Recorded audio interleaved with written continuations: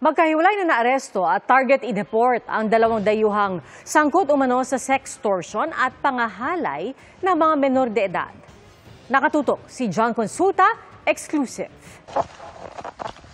Pagpasok sa mapunong bahaging ito ng isang compound sa Cebu, agad napalibutan ang dayuhan na target ng operasyon ng Bureau of Immigration Fugitive Search Unit.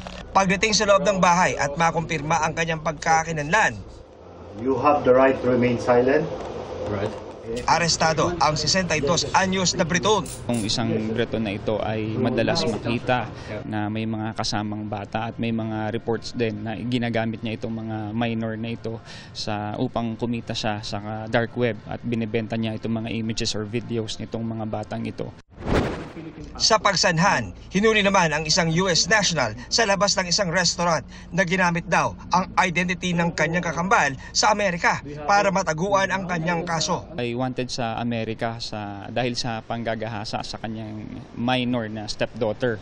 So agad ngang nakipag-coordinate sa atin yung FBI dahil napag-alaman nila na nandito nagtatago itong subject nila sa atin for almost 10 years na.